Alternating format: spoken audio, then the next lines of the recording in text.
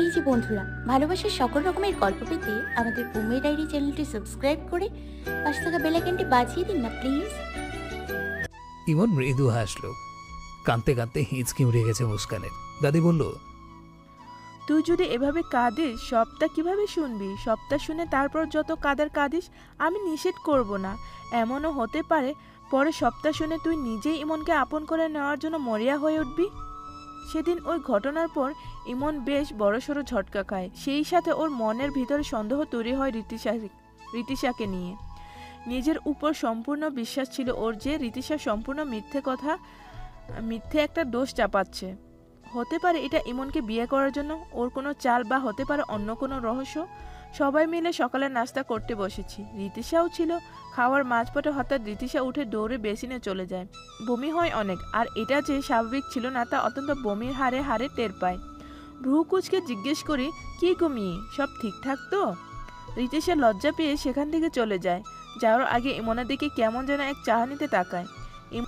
ইমন সেদিকে গুরুত্ব না দিয়ে নিজের মতো খেয়ে চলে যায়। সাজিয়া মুচকি হাসে। বৌমা, হাসছো কেন এইভাবে? মা, আপনার নাতি তো এমন ভান করে যেন ভাজা মাছটা উল্টে খেতে জানে না, অথচ আমার বোনজিকে অনেক আগে সে নিজের করে নিয়েছে।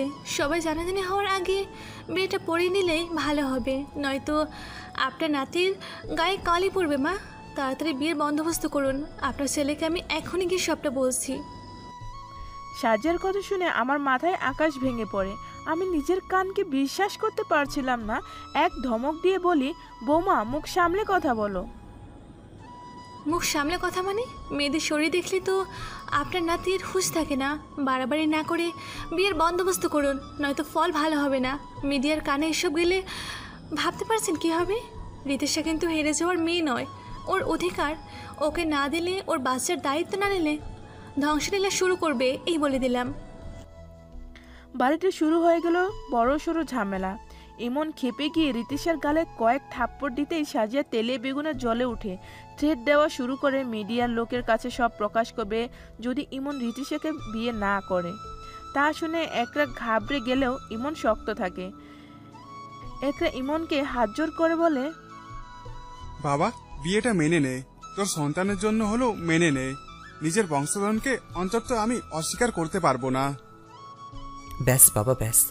আর একটা কথা না, বিয়ে করতে তো আমি রাজি হয়ে গেছিলাম, এই বিয়েটা আমি করেও নিতাম, কিন্তু এই সব নাটকে কি প্রয়োজন পড়লো তা তো আমাকে জানতেই হবে। আর রীতিশাকে বিয়ে, মাই ফুট, এরকম একজন ক্যারেক্টারলেস মেয়েকে অন্তত আমি বিয়ে করব না। রীতিশা সাজিয়া ভয়ে এক ঢোক গিলল, নিজেকে স্বাভাবিক করে রেখে বলল, ইমন প্লিজ, কেন নিজের সন্তানকে অস্বীকার করছো? ভুলে গেছো তুমি সেদিন রাতের কথা? শাট আপ, নিরজ্জ মেয়ে। ঘৃণায় আমার তোর দিকে থুথ ফেলতে ইচ্ছে করছে। ভালো ক্যারেক্টার মেয়েরা কখনো নিজের গায়ে নিজেই কলঙ্কের দাগ লাগায় না। তাহলে তুই কতটা জঘন্য, কতটা নিচু যাতে ভেবে দেখ।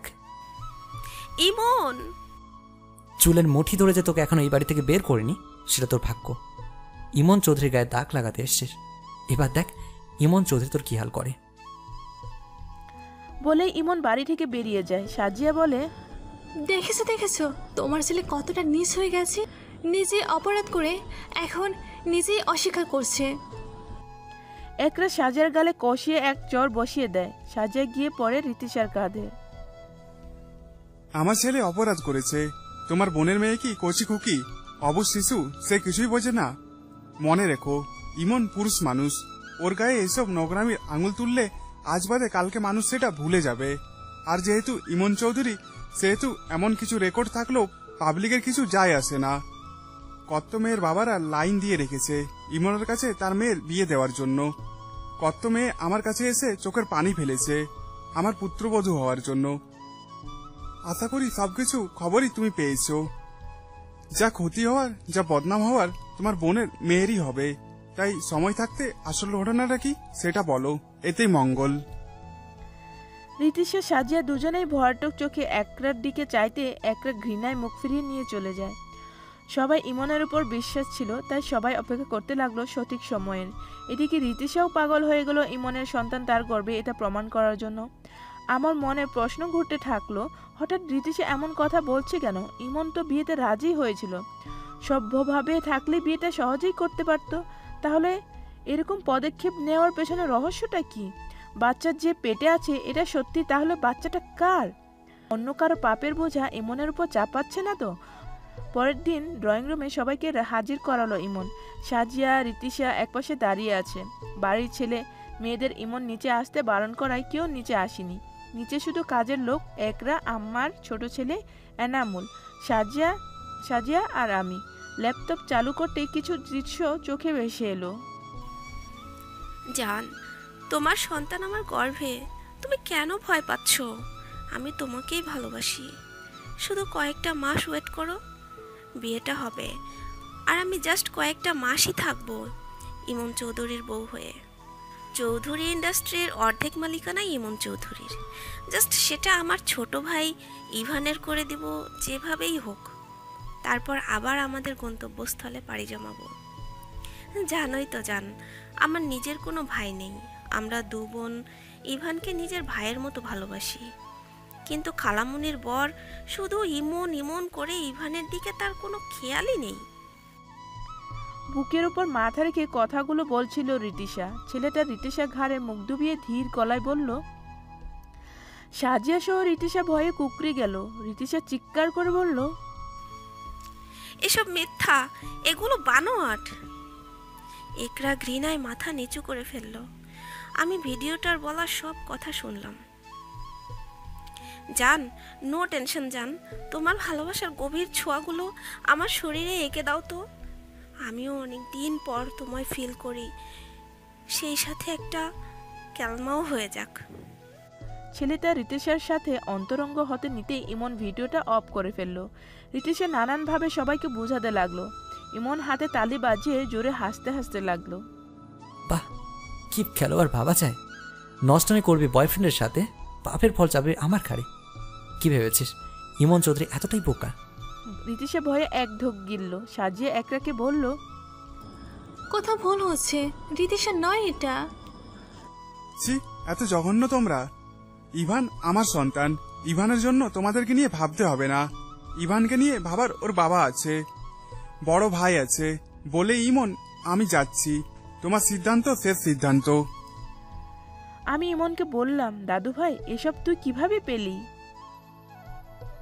দাদি, তোমার নাতির সম্পর্কে আর কারো কি ধারণা থাকে থাকুক, নিশ্চয়ই তোমার আছে। সেদিন বিয়ে বাড়ির অনুষ্ঠান থেকে রিতিশা বেরিয়ে আসার পর কোথায় গিয়েছিল, কতক্ষণ লেট করেছে, এসব A to Z আমি জানি। সব প্রুফ সহ আমি সবাইকে দেখালাম। এরপর আমার ক্ষমতা সম্পর্কে কারো সন্দেহ আছে? মিস রিতিশা, জাস্ট 1 ঘন্টা টাইম দিলাম। এর মধ্যে বাড়ি থেকে না বেরোলে পুলিশের হাতে দিতে বাধ্য হব। মুস্কান নিঃশব্দে কেটে যাচ্ছে।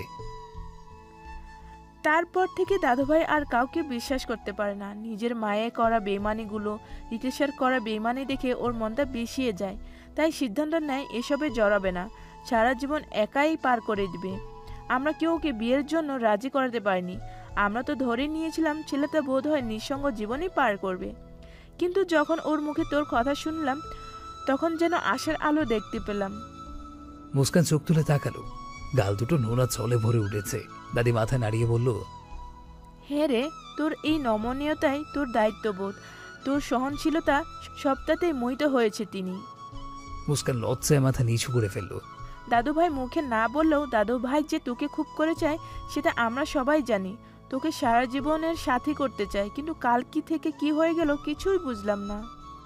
মুস্কান কান্না মিশ্রিত গলায় বলল, উনি তো আমাকে সব বলেনি, আর উনি আমার থেকে কিছু শোনেওনি। দাদুভাই কেমন জানিস তো, অল্প কথার মানুষ, অল্পতেই বোঝাতে চেয়েছে। তা তুই কি বলিস, দাদুভাইয়ের অর্ধাঙ্গিনী হবি তো? বলেই মুস্কানের মুখের দিকে চেয়ে মুচকি হাসলো। মুস্কান লজ্জায় উঠে বলল, চলে যেতে নিয়েও ফিরে চেয়ে বলল, ও দাদি কি ওনার মতো পাল্টে গেছে? তোর কটার মত পাল্টেছে নাকি তুই জিজ্ঞেস কর না ছুরি। আমি তো মরেই যাবো লজ্জায়। আহা গো, লজ্জা লজ্জা পাইয়ে লাভ নাই। যত তাড়াতাড়ি পারো নিজের কর্তাকে নিজের দখলে নিয়ে নাও, নয়তো রিতিশার মতো কারো বিষধারী মাইয়া ভাগ বসাতে আইব। হাজার হলো নাতি আমার লাখে একটাই। মুস্কান আতকে উঠল। কি রে, দাদিদের দিয়ে আসলি যে? মুস্কান কতটা মন খারাপ করেছে দেখেছিস? সত্যি ঘুমিয়েছে? হ্যাঁ, ঘুম পাড়িয়েই আসলাম। তুই আগে বল তো তুই কি চাস? বাচ্চা মেয়ে মনটাও বাচ্চা, ওর মুড দেখে আমারই খারাপ লাগছে। এত খারাপ লেগে কাজ নেই, যা গিয়ে ঘুমিয়ে পড়তো, ওকে আমি দেখে নেব। বিয়েটা করে নিলেই ভালো হতো ইমন, তুই যে কি বুঝিস না। বিয়ে তো করবই, এত চিন্তা কিসের? একজন অপেক্ষায় আছি, দেরি যখন একটু হলেই সে আসলে না বিয়েটা হবে। উপরওয়ালা হয়তো এটাই চাই, সবই তার ইচ্ছে। জানিস তো, মুস্কান আমাদের জন্য খুব লাকি। তোর জন্য লাকি এটা আমরা সবাই জানি। শুধু আমি না রে, আরও অনেকের জন্য। মানে? কিছু না, গিয়ে ঘুমিয়ে পড়, অনেক রাত হয়েছে। ইমনকে খাবার গুছিয়ে দিয়ে মুস্কান চুপচাপ বসে রইল। ইমন খাবার মুখে দিয়ে গম্ভীর গলায় বলল, খাবে না? মুস্কান মলিন মুখে নিচু স্বরে বলল, খেয়েছি, আপনি খেয়ে নিন। বলেই মাথা নিচু করে রাখলো। ইমন ভ্রু বাঁকিয়ে মুস্কানের দিকে চেয়ে ভাবল, সাহসের তো সীমা নেই দেখছি, আমার আগে খেয়ে নিয়েছো।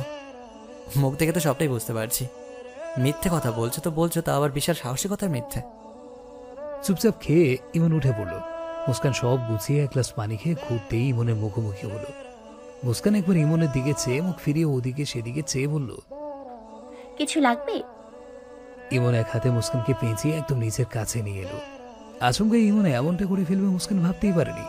তার হৃদস্পন্দন 100 গতিতে বেড়ে গেল। এক ঢোক গিলে মিনমিনে স্বরে বলল, কি করছেন? ইমন একটু ঝুঁকে মুখের কাছে মুখ নিয়ে কারো দৃষ্টি নিক্ষেপ করলো। সেই দৃষ্টিতে চোখ রাখার সাহস মুস্কানে নেই, চোখ ফিরিয়ে নিল। কই না তো।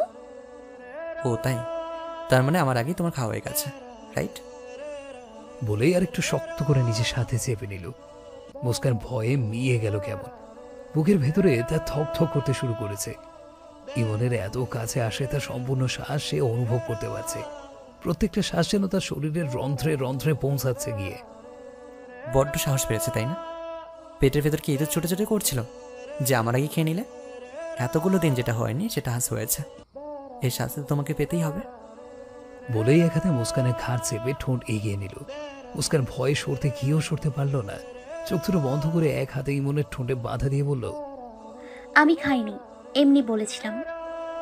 ইমন ভাঙা হাসলো, সাথে সাথে মুখটা কঠোর করে নিয়ে বলল, ও তাই, মিথ্যে বলে শাস্তিটা না হয় পরেই দেবো, তার আগে আমার সামনে প্লেট ভর্তি খাবার নিয়ে সম্পূর্ণ খাবার শেষ করবে, নয়তো আজ তোমাকে আমি কি করবো তুমি ভাবতেও পারবে না। কয়েকদিন পর রাত 8টা বাজে। সত্যি আজ তাড়াতাড়ি ঘুমিয়ে গেছে। শাড়ি রুমে বসে পরীক্ষার খাতা দেখছিল। ঘুম ঘুম পাচ্ছে তাই রান্নাঘরে চলে গেল কফি বানাতে। কফি বানিয়ে রুমে আসতে নিতে হঠাৎ কেউ তাকে কোমর পেঁচিয়ে একদম পাশের রুমে দেয়ালে নিয়ে ঠেকালো। কফিটা শাড়ি রুমের সামনে পড়ে গেছে। শাড়ির একটা চিৎকারি কানে ভেসে এলো। সাথে সাথে মুস্কান দৌড়ে বেরোলো রুম থেকে। আপা কি হয়েছে? কে ওখানে? আর কোনো সাড়া পেল না। রুমেও শাড়ি নেই। পাশের রুম থেকে দরজায় হাতড়াহাতড়ি আওয়াজ পেলেই মুস্কান ভয় পেয়ে যায়। আপা আবা করে যেতে নিতেই দেখলো পেছন থেকে শাড়ির মুখ চেপে ধরে আছে। কি সব বলছে বুঝতে পারল না, তবে এটা ঠিক বুঝলো বাড়িতে ডাকাত পড়েছে। দৌড়ে গিয়ে রান্নাঘর থেকে একটা লাঠি নিয়ে এলো। দরজার কাছে আসতেই দেখলো শাড়ির চোখ দিয়ে অনবরত পানি ঝরে যাচ্ছে। সামনের লোকটার দিকে অদ্ভুতভাবে চেয়ে আছে। কালো শার্ট, কালো প্যান্ট, গলায় সাদা কাপড়, মাফলারের মতো প্যাঁচানো। লম্বা চওড়া লোক দেখেই মুস্কান কয়েক পা এগুলো, উদ্দেশ্য মাথা বরাবর এক বাড়ি দেওয়া। কিন্তু তার কাছে ইমন বাগড়ে দিল। পেছন থেকে এক হাতে পেটে পেঁচিয়ে রুম ছেড়ে বেরিয়ে গেল। মুস্কান চেঁচাতে শুরু করলো, আল্লাহ গো, ডাকাত ডাকাত, বাড়িতে 2টা ডাকাত পড়েছে।